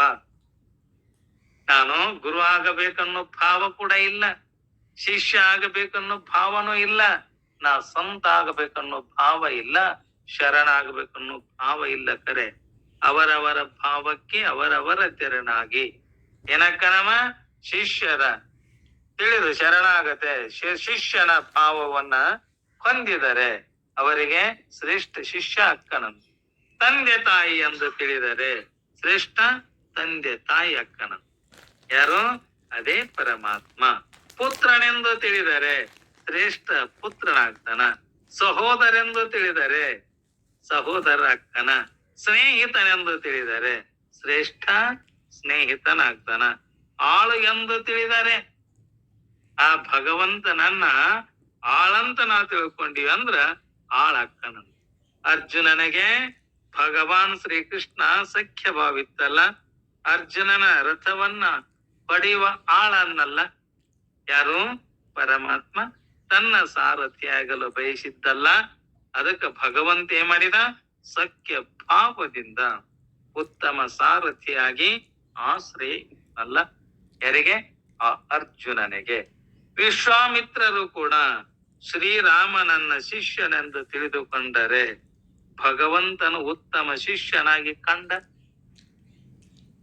ದಶರಥ ಮಹಾರಾಜ ವಿಶ್ವಾಮಿತ್ರರು ಬಂದು ಕೇಳ್ತಾರೆ, ಇಲ್ಲಪ್ಪ ನಿನ್ನ ಮಗನಾದ ಶ್ರೀರಾಮಚಂದ್ರನನ್ನ ನಾನು ಕರೆದುಕೊಂಡು ಹೋಗ್ತೀನಿ. ರಾಕ್ಷಸಿ ಏನ್ ಮಾಡಕತ್ತಾಳ? ನಾನು ಯಜ್ಞವನ್ನ ಮಾಡುವಾಗ ಆ ಯಜ್ಞದ ಕುಂಡದಲ್ಲಿ ಮಾಂಸದ ಖಂಡಗಳನ್ನ ತಂದು ಹಾಕಿ ನನ್ನ ಯಜ್ಞವನ್ನ ಭಂಗ ಮಾಡಕತ್ತ ರಾಕ್ಷಸು. ಅದಕ್ಕಾಗಿ ಶ್ರೀರಾಮಚಂದ್ರನಿಂದ ಆ ರಾಕ್ಷಸ ಕೊಲ್ಲುವ ಸಾಮರ್ಥ್ಯ ಐತಿ, ಅದಕ್ಕೆ ನಾನು ಕರ್ಕೊಂಡು ಹೋಗ್ತೇನಂತೇಳಿ ವಿಶ್ವಾಮಿತ್ರನು ದಶರಥ ಮಹಾರಾಜನಿಗೆ ಕೇಳ್ತ. ಅವಾಗ ದಶರಥ ಮಹಾರಾಜ ಅಂತಾನ, ಅಲ್ಲ ಬಹಳ ದಿನಕ್ಕೆ ಮದುವೆ ಆಗಿ ಬಹಳ ದಿನ ಮದುವೆ ಆದ್ರೂ ಕೂಡ ಮಕ್ಕಳು ಆಗಿದ್ದಿಲ್ಲ ನನಗ. 70 ವರ್ಷ ಆದ ನಂತರ ಈ ಮಕ್ಕಳಾಗ್ಯಾರಲ್ಲ. ಮಕ್ಕಳಿಲ್ಲದ ಭವನೆಯನ್ನ ಕಂಡು ದಶರಥ ಮಹಾರಾಜ ಗುರುಗಳಿಗೆ ಶರಣಾಗತನಾಗಿ ಕೇಳ್ತ. ಯಾರಿಗೆ? ಆ ವಶಿಷ್ಠ ಮಹರ್ಷಿಗಳಿಗೆ. ಮತ್ ಈ ರಾಜ್ಯ ಐತಲ್ಲ, ನಾನು ಮಕ್ಕಳಾಕುವಂತ 3 ಮಂದಿ ಹೆಂಡ್ರ ನಾನಿ ಖರೆ, ಒಬ್ಬಾಕಿ ಹೊಟ್ಟಿಲು ಕೂಡ ಒಂದು ಹೆಣ್ಣರಾಗ್ಲಿಲ್ಲ, ಒಂದು ಗಂಡರಾಗ್ಲಿಲ್ಲ. ಏನ್ ಮಾಡ್ಲಿಪ್ಪ? ಯಪ್ಪ ನೀ ಕುಲಗುರು ಅಲ್ಲ, ನೀನು ನನಗ ಒಂದು ದಾರಿಯನ್ನ ತೋರು ಅಂತೇಳಿ ಬೇಡ್ಕೊಳ್ತಾನ ದಶರಥ ಮಹಾರಾಜ. ಯಾರಿಗೆ? ತನ್ನ ಗುರುವಿಗೆ, ವಸಿಷ್ಠ ಮಹರ್ಷಿಗೆ. ಅವಾಗಂತಾರ, ನೋಡಪ್ಪ, ನಿನಗ ಮಕ್ಕಳು ಬೇಕಲ್ಲ, ನೀನು ಪುತ್ರ ಕಾಮಿಷ್ಟಿ ಯಾಗವನ್ನ ಮಾಡು ಅಂದಾಗ ನಿನಗೇನಕ್ಕವ ಮಕ್ಕಳಕ್ಕೋಪ ಅಂತೇಳಿ ಗುರುಗಳು ಹೇಳಿದಾಗ ಅದರಂತೆ ಮಾಡಿದ. ಪುತ್ರ ಕಾಮಿಷ್ಟಿ ಯಾಗವನ್ನ ಮಾಡಿ ಮಕ್ಕಳನ್ನ ಪಡೆದ. ಶ್ರೀರಾಮಚಂದ್ರನನ್ನ, ಲಕ್ಷ್ಮಣನನ್ನ, ಭರತನನ್ನ, ಶತ್ರುಘ್ನನನ್ನ ಪಡೆದಾಗ ಎಲ್ಲರೂ ಕೂಡ ಪ್ರೀತಿ ಅದಾರ. ಯಾರಲ್ಲಿ? ಶ್ರೀರಾಮಚಂದ್ರನಲ್ಲಿ. ಎಲ್ಲರಲ್ಲಿ ಶ್ರೇಷ್ಠನಾದವ, ದೊಡ್ಡವನಾದವ. ಅವನನ್ನ ವಿಶ್ವಾಮಿತ್ರರು ಏನಂತಾರ? ಆ ರಾಕ್ಷಸಿಯನ್ನ ಕೊಲ್ಲಲಿಕ್ಕೆ ನಾನು ನಿನ್ನ ಮಗನಾದ ಶ್ರೀರಾಮಚಂದ್ರನನ್ನ ಕರೆದುಕೊಂಡು ಹೋಗ್ತೇನೆಂದಾಗ ದಶರಥ ಮಹಾರಾಜ ಅಂತಾನ, ನಾ ಕಳಿಸುದಿಲ್ಲ, ನಾನೇ ಬರ್ತಾನೆ ಯುದ್ಧ ಮಾಡಾಕ ರಾಕ್ಷಸರೊಡನೆ. ಯಾಕ? ಬಹಳ ದಿನಕ್ಕ ಮಕ್ಕಳು ಹುಟ್ಟ್ಯಾರ, ಮಕ್ಕಳ ಮೇಲೆ ಬಹಳ ಪ್ರೀತಿ. ಯಾರಿಗೆ? ದಶರಥ ಮಹಾರಾಜನಿಗೆ. ಅವಾಗ ವಸಿಷ್ಠ ಮಹರ್ಷಿಗಳಂತಾರ, ನೋಡಪ್ಪ, ನೀನು ವಿಶ್ವಾಮಿತ್ರರು ಹೇಳುದು ಸತ್ಯ ಐತೆ. ಅದು ನೀನೇನ್ ಮಾಡು, ನಿನ್ನ ಮಕ್ಕಳನ್ನ ಶ್ರೀರಾಮಚಂದ್ರನನ್ನ ವಿಶ್ವಾಮಿತ್ರರೊಡನೆ ನೀನು ಕಳಿಸು ಅಂತಾರ. ಯಾರು? ವಸಿಷ್ಠ ಮಹರ್ಷಿಗಳು. ಅವಾಗ ಗುರುಗಳ ಮಾತನ್ನ ಮೀರಲಾರದೆ ಅವಾಗ ಕಳಿಸ್ತಾರ ವಿಶ್ವಾಮಿತ್ರರೊಡನೆ. ಆ ವಿಶ್ವಾಮಿತ್ರರು ಏನ್ ಮಾಡ್ತಾರ? ಶ್ರೀರಾಮಚಂದ್ರನಿಗೆ ಬಿಲ್ವಿದ್ಯೆಯನ್ನ, ಎಲ್ಲ ಮಹಾಮಂತ್ರಗಳನ್ನ ಹೇಳ್ತಾ ಎಲ್ಲ ವಿದ್ಯೆಯಲ್ಲಿ ಪಾರಂಗತನನ್ನಾಗಿ ಮಾಡಿ ತನ್ನ ಯಜ್ಞವನ್ನ ಪರಿಪೂರ್ಣ ಮಾಡ. ನೋಡು, ಇಂಥ ರಾಕ್ಷಸಿ ಈ ತೆರನಾಗಿ ನನ್ನ ಯಜ್ಞ ಭಂಗವನ್ನ ಮಾಡಕತ್ತಾರ. ನೀನೇನ್ ಮಾಡ್ಬೇಕು? ನಿನ್ನ ಬಾಣದಿಂದ ಅವರ ಸಂಹಾರ ಮಾಡಬೇಕು ಅಂತ ವಿಶ್ವಾಮಿತ್ರ ಋಷಿಗಳು ಕೇಳಿದಾಗ ಅವಾಗ ಶ್ರೀರಾಮಚಂದ್ರನ ಕೂಡ ಏನ್ ಮಾಡಿದ? ಅಲ್ಲಿಗೆ ಹೋಗಿ ಆ ರಾಕ್ಷಸನನ್ನ ಕೊಂದು ಅವರ ಯಜ್ಞವನ್ನ ಪೂರ್ಣಗಾಣಿಸಿದ. ಯಾರು? ಶ್ರೀರಾಮಚಂದ್ರ. ಅವಾಗ ಶ್ರೀರಾಮಚಂದ್ರನಿಗೆ ವಿಶ್ವಾಮಿತ್ರರೇನ ತಿಳ್ಕೊಂಡಿದ್ರು? ಶಿಷ್ಯನೆಂದು ತಿಳಿದುಕೊಂಡರೆ ಭಗವಂತನ ಕೂಡ ಉತ್ತಮ ಶಿಷ್ಯನಾಗಿ ಕಂಡ. ಯಶೋಧೆಯ ಮಗನೆಂದು ಭಾವಿಸಿದಳು. ಸಂತ ಮೀರಾ ಬಾಯಿಯು ಕೂಡ ಪತಿಯೆಂದು ತಿಳಿದಳು. ಯಾರನ್ನ? ಆ ಪರಮಾತ್ಮನನ್ನ. ಬೇಡರ ಕಣ್ಣಪ್ಪ ಲಿಂಗದಲ್ಲಿ ಶಿವಭಾವವನ್ನ ಮಾಡಿ ಮಾಂಸದ ನೈವೇದ್ಯವನ್ನ ಮಾಡಿದರೆ ಭಗವಂತೆ ಮಾಡಿದ ಲಿಂಗದಲ್ಲಿ ಶಿವನಾಗಿ ಬಂದು ಮಾಂಸವನ್ನೇ ಸ್ವೀಕಾರ ಮಾಡಿದ. ಎಂತ ಭಕ್ತಿ! ಕೋಳೂರು ಕೊಡಗೂಸು ಲಿಂಗದಲ್ಲಿ ಕಲ್ಲಿನಾಥನ ನಾಮದಿಂದ ಪೂಜಿಸಿ ಹಾಲು ಕೊಡಲು ಕಲ್ಲಿನಾಥನಾಗಿ ಹಾಲನ್ನ ಸ್ವೀಕರಿಸಿದ ಆ ಪರಮಾತ್ಮ. ನಾಮದಿಂದ ಪೂಜಿಸಿ ಹಾಲು ಕೊಡಲು ಕಲ್ಲಿನಾಥ ಅವ ಹಾಲನ್ನ ಸ್ವೀಕರಿಸಿದನಲ್ಲ. ಈ ರೀತಿ ಭಕ್ತರ ಶ್ರದ್ಧಾ ಭಾವಕ್ಕನುಸಾರ ಭಗವಂತನಿಗೆನ ಹಾಗೆ ಆಗ್ಯಾನವ, ಶಿಷ್ಯನಾಗ್ಯಾನ, ಗುರುನಾಗ್ಯಾನ. ಎಲ್ಲರ ಭಕ್ತಿ ಭಾವದಿಂದ ಏನೇ ಯಾವ ರೂಪದಿಂದ ತಿಳ್ಕೊಂಡರಲ್ಲ ಅವನೇ ಎಲ್ಲ ಆಗ್ಯಾನ. ಅಂತ ಭಗವಂತನೇ ನಮ್ಮೆಲ್ಲರ ಗುರುಭಾವದ ಭಕ್ತಿಗೆ ಏನಾಗ್ಯಾರ? ಸದ್ಗುರು ಶಿವಾನಂದನಾಗಿ ಬಂದು ಈ ಭೂಮಿಯ ಮೇಲೆ ಅನಂತ ಲೀಲೆಗಳನ್ನ ಮಾಡ್ತಾ ಅವನ ಲೀಲೆಯನ್ನ ವರ್ಣಿಸುವ ಮುನ್ನ ನಾವೇನ್ ಮಾಡ್ಬೇಕು? ಆ ಸದ್ಗುರುನಾಥರ ಚರಣಾರವಿಂದಗಳಲ್ಲಿ ಪ್ರಣಾಮಗಳನ್ನ ಸ್ಮರಿಸಿ ಅಂತೇಳಿ ಆ ಗ್ರಂಥಕರ್ತರು ಕೂಡ ಕೊಂಡಾಡ್ತಾರೆ. ಹೇಯಮಯವಾದ ಸಂಸಾರದಲ್ಲಿ ನೊಂದ ಜೀವರಿಗೆ ಶಿವಮಂತ್ರವನ್ನ ಪಟ್ಟಾತ ಕಾಯವಿಡಿದಾತ್ಮರಾಶಿಗೆ ಪರತರ ಮುಕ್ತಿಗೆ ಉಪಾಯವಿದು ನಿಜ ಶಿವಮಂತ್ರವನ್ನ. ಕಾಯ ಅಂದ್ರೆ ಈ ದೇಹ. ಈ ದೇಹಕ್ಕ ಈ ದೇಹ ಮಾಂಸಮಯ ಹೋಗಿ ಮಂತ್ರಮಯ ಆಗ್ಬೇಕಾತಂದ್ರ ಏನ್ ಮಾಡ್ಬೇಕು? ಮಂತ್ರಮಯ ಆಗ್ಬೇಕಾತಂದ್ರ ಆ ಸದ್ಗುರುಗಳಿಗೆ ಶರಣಾಗತರಾಗಿ ಆ ಸದ್ಗುರುಗಳ ಉಪದೇಶ ಅಮೃತ ಪಡೆದು ಅವರ ವಚನಾಮೃತವನ್ನ ಕೇಳಿ ನಮ್ಮ ಈ ಮಾಂಸಮಯವಾದ ಶರೀರವನ್ನ ಮಂತ್ರಮಯ ಮಾಡ್ಕೋಬೇಕಂತ. ಅದಕ್ಕ ನಿಜಗುಣ ಶಿವಗಳು ಕೂಡ ಹೇಳ್ಯಾರಲ್ಲ, ಸಾರಿ ಸಾರಿ ಹೇಳ್ಯಾರ. ಮಾಯಾ ವಿಲಾಸವನ್ನ ಸುಟ್ಟು ಮೋಕ್ಷ ಸುಖವನ್ನ ತಂದು ಕೊಟ್ಟ ಸದ್ಗುರುನಾಥರ ಶಿವಾನಂದರ ಪವಿತ್ರವಾದ ಚರಣಾರಿಂದಗಳಲ್ಲಿ ನಮ್ಮ ಮತಿಯನ್ನ ಮಂಗಲನ್ನೀಯುವ ಅಂತ ಸದ್ಗುರುಗಳಿಗೆ ಅಂತ ಸಾಮರ್ಥ್ಯ ಐತಲ್ಲ. ಅದಕ್ಕ ಸದ್ಗುರುನಾಥನ ಮಹಿಮೆಯನ್ನ ಕೇಳಿದ ಸುರಕೋಡ ಬಸವರೆಡ್ಡಿ ಗ್ರಾಮದ ಸದ್ಭಕ್ತರು ಕೂಡ ಏನ್ ಮಾಡಿದ್ರು, ತಮ್ಮ ಊರಿಗೆ ಕರೆಕೊಂಡು ಬಂದು ತಾವು ತತ್ವೋಪದೇಶವನ್ನ ಗೈಯಲು ಪ್ರಾರ್ಥಿಸಿಕೊಂಡಾಗ ಏನಂತ ಮಾಡಿದ್ರು ಅವರು, ಅಥಾತೋ ಬ್ರಹ್ಮ ಜಿಜ್ಞಾಸ, ಅಥಃ ಅತಃ ಬ್ರಹ್ಮ ಜಿಜ್ಞಾಸ. ಬ್ರಹ್ಮ ಸೂತ್ರದ 1ನೆಯ ಸೂತ್ರ ಇದು. ವೇದವ್ಯಾಸರು 555 ಸೂತ್ರಗಳನ್ನ ರಚನೆ ಮಾಡ್ಯಾರಲ್ಲ. 1ನೆಯ ವಿಚಾರ ಏನದು ಸೂತ್ರ, ಅಥಾತೋ ಬ್ರಹ್ಮ ಜಿಜ್ಞಾಸ. ಈ ಬ್ರಹ್ಮಸೂತ್ರದ ಆಧರಿಸಿ ಮಲ ವಿಕ್ಷೇಪ ದೋಷಗಳನ್ನ ಕಳೆದುಕೊಂಡು, ಮಲ ವಿಕ್ಷೇಪ ಆವರಣ ಈ ದೋಷಗಳು ನಮ್ಮಲ್ಲಿ ಕನಸು ಮನಸ್ಸಿನಲ್ಲಿ ಇರಬಾರದು. ಸಾಧನ ಚತುಷ್ಟಯ ಸಂಪನ್ನನಾದ ಅಧಿಕಾರಿಯೇ ಈ ಬ್ರಹ್ಮ ತತ್ವವನ್ನ ತಿಳಿಯಲಿಕ್ಕೆ ಅಧಿಕಾರಿ. ಯಾರು ಸಾಧನ ಸಂಪತ್ತಿ ಇವನನ್ನ ಸಾಧನ ಮಾಡಿಲ್ಲ, ವಿವೇಕ ವೈರಾಗ್ಯ ಶಮದಮ ಉಪರತಿ ತಿತಿಕ್ಷಾ ಶ್ರದ್ಧಾ ಯಾರಲ್ಲಿ ಇಲ್ಲಲ್ಲ ಅಂತವರೆಗೆ ಮೋಕ್ಷದ ಅಂಗನೆ ಮುಕ್ತಿ ಕಾಂತೆ ರತಿ ಸುಮ್ಮನಾಗುವುದೇ ಪರಯುಕ್ತಿ ಅರಿಯದೆ ಅಲ್ಲದಿಂತು ಅಂತ ಕೂಡ ಕೇಳಿರಲ್ಲ. ಅಂತದ್ದನ್ನ ಮೋಕ್ಷದ ಆ ಸುಖವನ್ನ, ಆನಂದದ ಘನವಾದ ಸುಖ ನಮಗ್ ಸಿಗಬೇಕಾತಂದ್ರೆ ನಾವ್ ಏನ್ ಮಾಡ್ಬೇಕು, ಅಧಿಕಾರಿಗಳಾಗ್ಬೇಕಂತ ಮೊದಲು. ಈ ಗ್ರಂಥಕ್ಕೆ ಅಷ್ಟೇ ಅಲ್ಲ, ಆ ಸದ್ಗುರುಗಳ ಉಪದೇಶಾಮೃತವ ಕೇಳುವುದಕ್ಕೂ ಕೂಡ ನಾವು ಅಧಿಕಾರಿಗಳಾಗಬೇಕು. ಅವಾಗ ಇದನ್ನ ಹೇಳುವಾಗ ಸುರಕೂಡದ ಬಸವರೆಡ್ಡಿ ಎಂಬ ಸದ್ಭಕ್ತ ಆತ್ಮ ತತ್ವದ ಲಕ್ಷಣವೇನು ಅಂತೇಳಿ ಶಿವಾನಂದ ಯತೀಶ್ವರರಿಗೆ ಪ್ರಶ್ನೆ ಮಾಡಿದ. ಅದನ್ನ ನನಗೆ ಬೋಧಿಸಬೇಕೆಂದು ಪ್ರಾರ್ಥನೆ ಕೂಡ ಮಾಡಿದ. ಯಾರು? ಬಸವರೆಡ್ಡಿ. ಏನಂತಾನ? ನಿನ್ನ ನಿಜವಿದನೆ ತಿಳಿ ಬೇರೆನ್ನದಲೆ ಮನುಜ. ನಿಜಗುನಾದದ ಯುಕ್ತಿಯನ್ನ ಅಲ್ಲಿ ಹೇಳ್ತಾರ ನೋಡಪ್ಪ, ನಿನ್ನ ನಿಜವು ಇದನ್ನೇ ತಿಳಿ ಬೇರೆ ಎನ್ನದಲೆ ಮನುಜ. ನಿನ್ನ ನಿಜವಾದ ಸ್ವರೂಪವನ್ನ ನೀ ತಿಳ್ಕೊರಪ್ಪ, ಬೇರೆ ಅಂತ ನೀ ತಿಳ್ಕೊಬೇಡ. ಆಧರಿಸಿ ಸಚ್ಚಿದಾನಂದ ನಿತ್ಯ ಪೂರ್ಣವೆಂಬ ಪಂಚ ಲಕ್ಷಣಗಳನ್ನ ವಿಸ್ತಾರ ಪೂರ್ವಕವಾಗಿ ಅವನಿಗೆ ಉಪದೇಶವನ್ನ ಮಾಡ್ತಾರ ಸದ್ಗುರುಗಳು. ಆ ಸದ್ಗುರುಗಳು ಉಪದೇಶಾಮೃತವನ್ನ ಸದ್ಭಕ್ತಿಯಿಂದ ಹೆಂಗ್ ಮಾಡಬೇಕು? ಶ್ರವಣ ಮಾಡಬೇಕು. ಶ್ರವಣ ಅಂದ್ರ ಕೇಳುವುದು. ಏನನ್ನ ಕೇಳೋದು?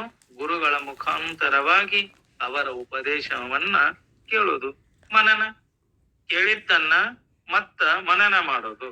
ಮನನ ಮಾಡಿದ್ದನ್ನ ನಿಧಿಧ್ಯಾಸನ ಮಾಡೋದು.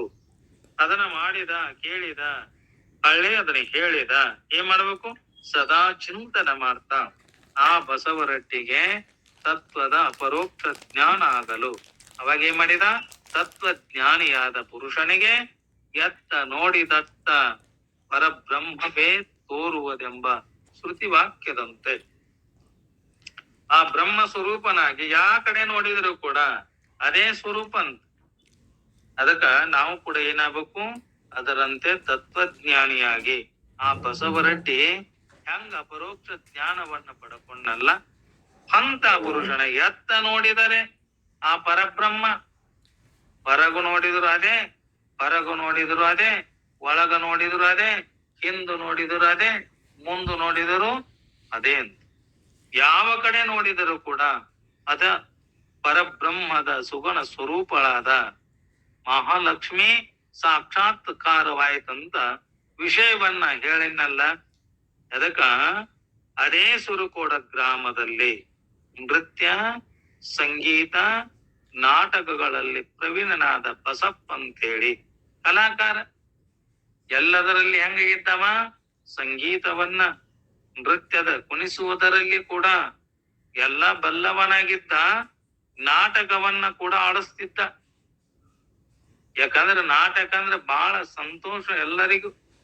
ರಂಜನಾತ್ಮಕವಾದ ಈ ಜಗತ್ತಿನಲ್ಲಿ ಅಧ್ಯಾತ್ಮ ಶಾಸ್ತ್ರ ಇಳಿಲಿಕ್ಕಂದ್ರೂ ಕೂಡ ಒಬ್ಬೊಬ್ರು ಏನ್ ಮಾಡ್ತಾರ, ನೃತ್ಯ, ಸಂಗೀತ, ನಾಟಕ, ಕಲೆಗಳಲ್ಲಿ ಮನಸ್ಸನ್ನ ಗೊಟ್ಟು ಕೇಳಿ ಅದರಲ್ಲಿ ತಲ್ಲೀನಾಗ್ತಾರಂತ ಒಂದಿಷ್ಟು ಮಂದಿ.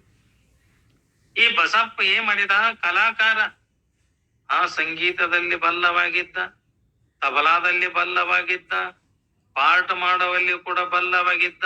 ಆ ಪಾರ್ಟ್ ಮಾಡಕ ಹೆಣ್ಣು ಪಾತ್ರಕ್ಕ ಹೆಣ್ಣಿನಂತೆ ಮಾತನಾಡೋದು, ಗಂಡು ಪಾತ್ರಕ್ಕ ಗಂಡಿನಂತೆ ಮಾತಾಡೋದು, ಆ ವಿಲನ್ ಅಂತ ಹೇಳಿ ಕೂಡ ಮಾಡಿರ್ತಾರ ನಾಟಕದೊಳಗ. ಅದರಂತೆ ತೋರಿಸುವುದರಲ್ಲಿ ಏನಾಗಿದ್ದ, ಅವ ಕಲಾಕಾರ ಇದ್ದ. ಅವ ಸದಾ ಕಾಲ ಏನ್ ಮಾಡ್ತಿದ್ದ, ಆಟ ನಾಟಕಗಳಲ್ಲಿ ಕಾಲ ಕಳೀತಾ ಇದ್ದ. ಆಟಗಳಲ್ಲಿ ನಾಟಕಗಳಲ್ಲಿ ಅದನ್ನೇನ್ ಮಾಡ್ತಾ ಇದ್ದ, ಅದರಲ್ಲಿ ಕೂಡ ಮನಸ್ಸಿಟ್ಟು ಕಾಲ ಕಳೀತಿದ್ದ. ಜನರಲ್ಲಿ ಪ್ರಖ್ಯಾತಿ ಪಡೆದಿದ್ದ. ಇಂಥ ಮಾಸ್ತರದನ, ಇಂಥ ಕಲಾಕಾರದನ, ಇಂಥ ವಿದ್ಯಾವಂತದನಂತ ಏನ್ ಮಾಡಿದ್ರು, ಎಲ್ಲ ಜನರು ಅವನನ್ನ ಹೊಗಳ್ತಿದ್ರಂತ. ಯಾರನ್ನ? ಆ ಬಸಪ್ಪನ್ನ. ಈತನ ಕಲೆಯನ್ನ ಕಂಡು ಎಲ್ಲರೂ ಕೂಡ ಸ್ತುತಿ ಮಾಡ್ತಾ ಇದ್ರಲ್ಲ. ಇವನಲ್ಲಿ ಅಹಂಕಾರ ಮಳೆತು ಮದವೇರಿ ಒಬ್ಬ ನೊಂದು ಕೊಂದಂತ. ಏನ್ ಮಾಡಿದ, ಅಹಂಕಾರ ಮದದಲ್ಲಿ ಒಬ್ಬನನ್ನ ಕೊಂದು ತಲೆ ಮರೆಸಿಕೊಂಡಿರಲು ಕೊನೆಗೆ ಸರಕಾರದ ಆಜ್ಞೆಯಂತೆ ಸೆರೆಮನೆಯಲ್ಲಿ ಕಾಲ ಕಳೆಯುತ್ತಿದ್ದ. ಕೊಲೆ ಮಾಡಿದವ್ರು ಬಿಡ್ತಾರೆ ಏನಂಗ? ಯಾರು?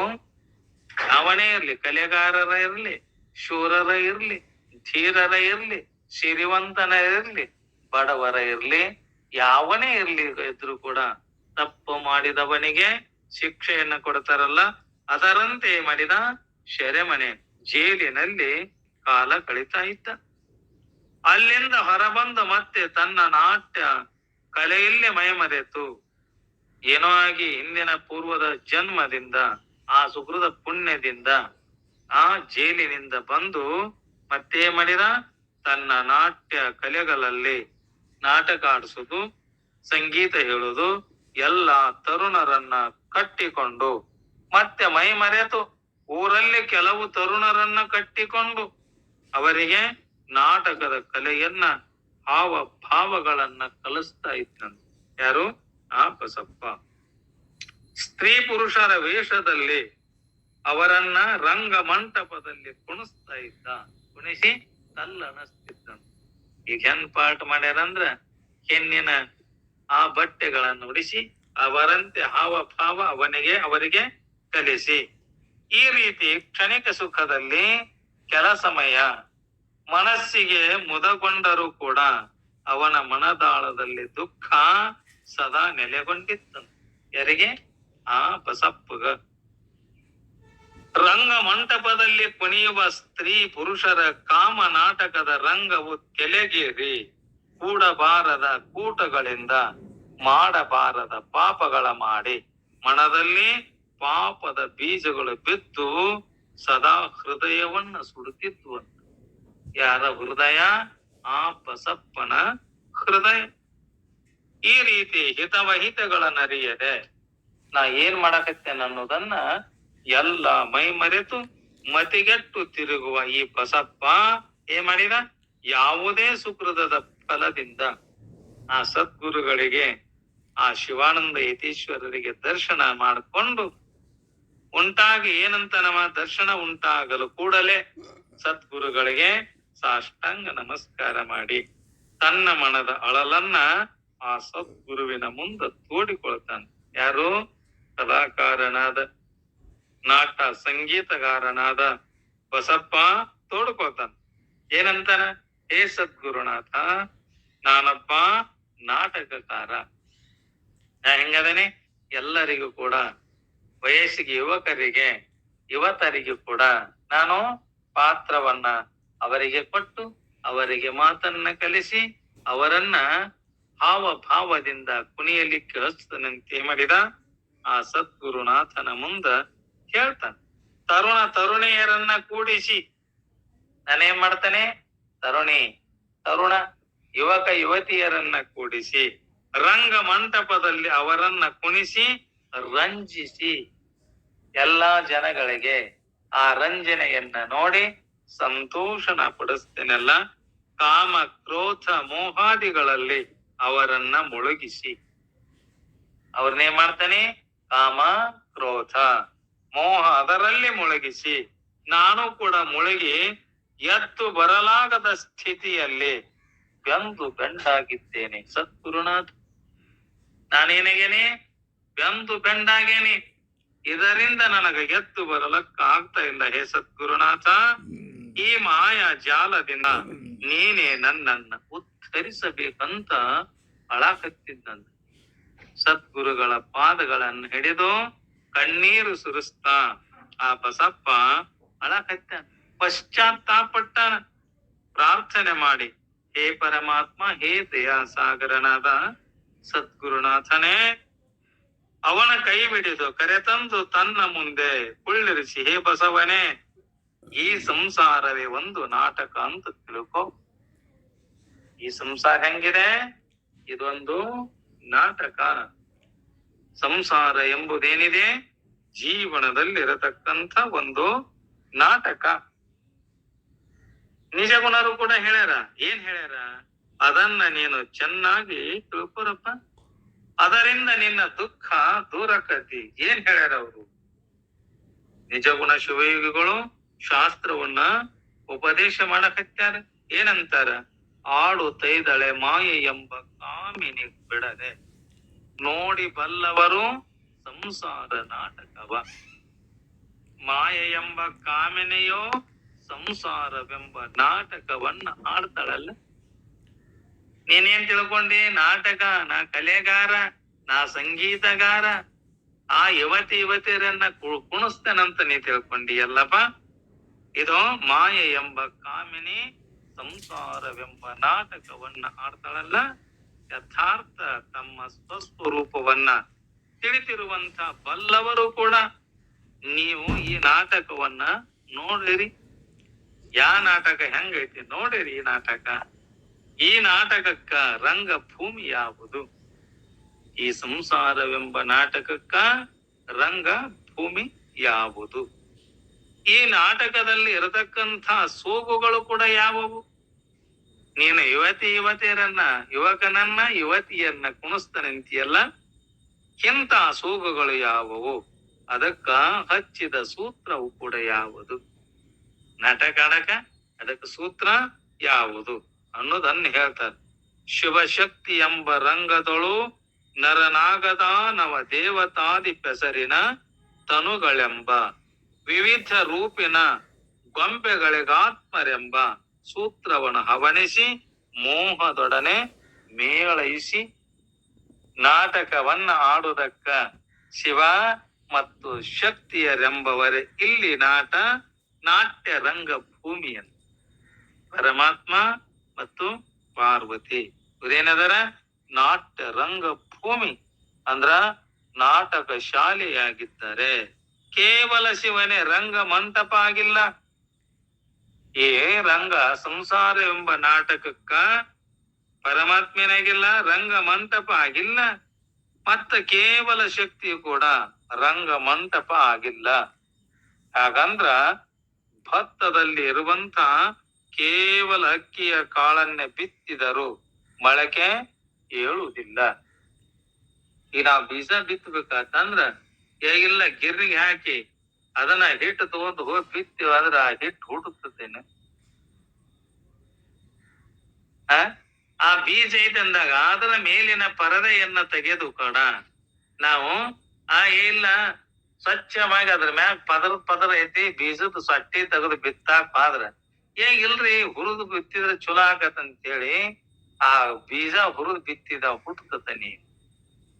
ಹೇಗೆ ಆಗುದಿಲ್ಲವೋ ಅದರಂತೆ ಭತ್ತದಲ್ಲಿ ಇರುವಂತ ಕೇವಲ ಅಕ್ಕಿ ಕಾಳನ್ನ ಬಿತ್ತಿದರೆ, ಈಗ ಭತ್ತ ಇದಲ್ಲ, ಆ ಭತ್ತದ ಮೇಲಿರುವ ತೌಡನ್ನ ತೆಗೆದು ಅಕ್ಕಿ ಕಾಳು ಉಣ್ಣಾಕ ನಾವ್ ಹೆಂಗ್ ಸ್ವಚ್ಛ ಮಾಡ್ಕೊಂಡು ಅಕ್ಕಿ ಕಾಳು ಮಾಡ್ಕೊಂಡೇವಲ್ಲ, ಆ ಭತ್ತವನ್ನ ಮಿಲ್ಲಿಗೆ ಮಿಷನ್ಕ ಹಾಕಿ ಅದರಲ್ಲಿ ಮೇಲಿರುವ ತೌಡನ್ನ ತೆಗೆದು ಅಕ್ಕಿ ಕಾಳನ್ನ ಉಣ್ಣಾಕ ಹೆಂಗ್ ಇಟ್ಟಿದೇವಲ್ಲ, ಇಲ್ಲ ಭೂಮಿ ತಾಯಿಗೆ ಸ್ವಚ್ಛ ಇರುವ ಕಾಳನ್ನ ಬಿತ್ತುದು ಬ್ಯಾಡ ಅಂತೇಳಿ ಅದರ ಮೇಲೆ ಇರತಕ್ಕಂತ ತೊಗಟೆ ತೌಡನ್ನ ತೆಗೆದಾಗ, ಅಕ್ಕಿಯನ್ನ ಬಿತ್ತಿದಾಗ ಅದರಿಂದ ನಮಗ ಭತ್ತ ಬೆಳೆಯಕ್ಕಾಗ್ತೈತಿ?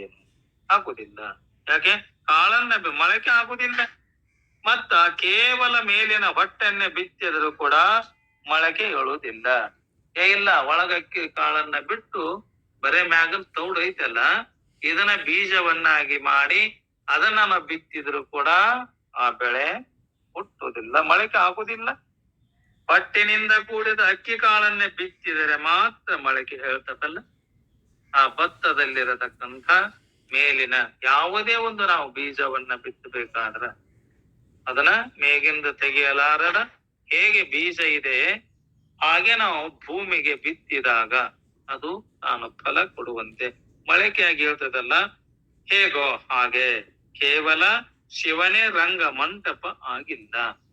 ಈ ನಾಟಕ ಆಡುತ್ತಾ ಇದ್ದಾಳೆ ಮಾಯ ಎಂಬ ಕಾಮಿನಿ, ಬಿಡದೆ ನೋಡಿ ಬಲ್ಲವರು ಸಂಸಾರ ನಾಟಕವ. ಅದಕ್ಕ ಕೇವಲ ಶಕ್ತಿಯು ರಂಗ ಮಂಟಪ ಆಗಿಲ್ಲ, ಶಿವಶಕ್ತಿಯರಿಬ್ಬರು ಕೂಡಿಯೇ ರಂಗ ಮಂಟಪವಾಗಿದ್ದರೆ ಇಂಥ ರಂಗ ಮಂಟಪದಲ್ಲಿ ಮಾಯ ಎಂಬ ಸ್ತ್ರೀಯಳು ನಾಟಕವನ್ನ ಆಡ್ತಾ ಇದ್ದಾಳೆ. ನೀನೇನಂತಿ ಪಾಪ ಸಪ್ಪ? ಸ್ತ್ರೀಯರನ್ನ ಮತ್ತು ಯುವಕರನ್ನ ಕೂಡಿಸಿ ನಾನು ಕುಣಿಸ್ತೇನೆ ಅಂತೀಯಲ್ಲ. ಮೊದಲಿನ ಕಾಲದಲ್ಲಿ ಈಗನಂತೆ ನಾಟಕ ಆಡ್ತಿರ್ಲಿಲ್ಲ. ಇವ್ರೇನ್ ಆಡ್ತಾರಲ್ಲ, ಒಂದು ದಿನ ರಸಮಂಜರಿ ಕಾರ್ಯಕ್ರಮ, ಜಾತ್ರೋತ್ಸವ ಇದ್ದಾಗಲಿ, ರಥೋತ್ಸವ ಇದ್ದಾಗಲಿ, ದೇವಿಯ ಜಾತ್ರೆ ಆಗಲಿ, ಬಸವಣ್ಣನ ಜಾತ್ರೆ ಆಗಲಿ, ಯಾವುದೋ ಹನುಮಂತೇಶ್ವರ ಮಾರುತೇಶ್ವರನ ಓಕಳಿ ಆಗಲಿ, ಅವಾಗಿದ್ದಾಗ ನಾವೇನ್ ಮಾಡ್ತೇವಿ?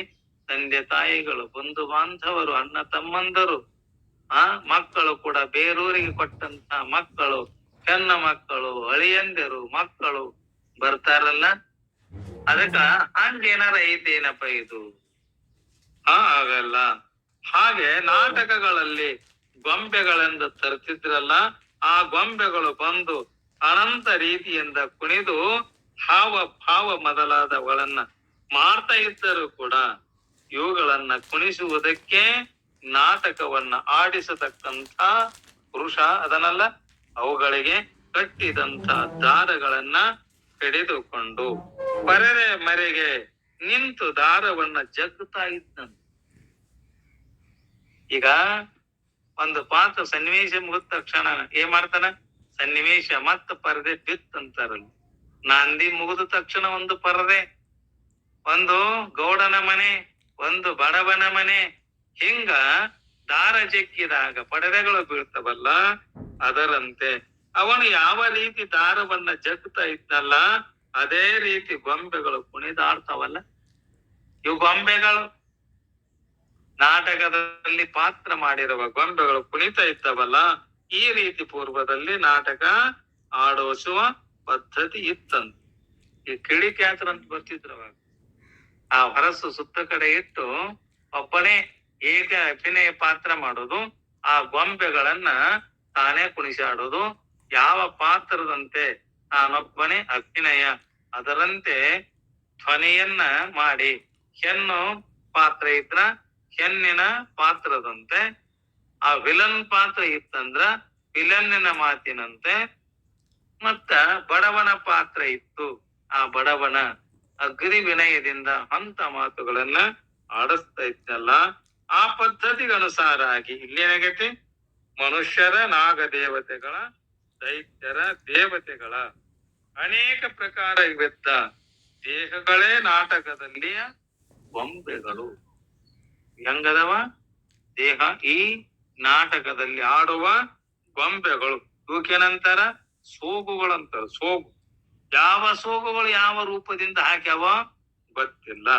ಈ ಗೊಂಬೆಗಳು ತಾವೇ ಕುಣಿತಾವ? ಏನು ಇಲ್ಲ. ಇಲ್ಲಿ ನಾಟಕವನ್ನ ಆಡಿಸತಕ್ಕಂಥ ಮಾಯೆ ಎಂಬ ಸ್ತ್ರೀಯಳು ಈ ಗೊಂಬೆಗಳಿಗೆ ಆತ್ಮವೆಂಬ ಸೂತ್ರವನ್ನ ಹಚ್ಚಿ ಅವುಗಳನ್ನ ಮೋಹದಿಂದ ಕೂಡಿಸಿ ಆ ನಾಟಕವನ್ನ ಆಡ್ತಾ ಇದ್ದಾಳೆ ಆ ಮಾಯೆ. ಇನ್ನು ಮಾಯೆಯ 3 ಅವಸ್ಥೆಗಳೆಂಬ ಪರದೆಯ ಮರೆಗೆ ನಿಂತು ಹಾವ ಭಾವ ಮತ್ತ ನವರಸಗಳಿಂದ ಯುಕ್ತವಾದ ನಾಟಕವನ್ನ ಆಡಿಸ್ತಾಳಲ್ಲ, ಅದನ್ನು ಕೂಡ ಹೇಳ್ತಾರೆ. ಏನಂತಾರ ಅವರು? ಮೂರವಸ್ಥೆಯ ಮೆರೆಯಳಿರ್ತು ತಾನಲ್ಲಿಲ್ಲ, ಯಾರು ವಿಕೃತಿಗಳ ನವಗುಣೋನ್ನತಿಗಳೆಂಬ ಬೇರು ಒಡೆದಿಹ ಭಾವರಸ ಚಿತ್ರರಸನೆ ಕೆಲ ಜಾರದಂತ ಅಭಿನಯಿಸಿ ತೋರಿ ನಿಯತಿಯಳು. ಈ ಸಂಸಾರವೆಂಬ ನಾಟಕವನ್ನ ಮಾಯ ಎಂಬುವ ಸ್ತ್ರೀಯಳು ಎಲ್ಲಿ ನಿಂತು ಆಡಿಸ್ತಾಳೆ ಅನ್ನೋದನ್ನ ಮತ್ತ ನಾಳೆ ದಿನದಲ್ಲಿ ನಾವೆಲ್ಲರೂ ಚಿಂತನ ಮಾಡಬಲ್ಲಿಗೆ ಸಮಯ ಮುಗದಿದೆ. ಈ ಚಿಂತನವನ್ನ ನಾವು ನೀವೆಲ್ಲರೂ ಚಿಂತನ ಮಾಡಬಲ್ಲಿಗೆ 2 ವಾಕ್ಯ ಪುಷ್ಪಗಳನ್ನ ಸದ್ಗುರುನಾಥರ ಚರಣಾಂದಗಳಲ್ಲಿ ಸಮರ್ಪಿಸಿ ತಮ್ಮೆಲ್ಲರಿಗೂ ಶರಣಾರ್ಥಿಗಳು. ಶಿವಸ್ವರೂಪಿಗಳೇ.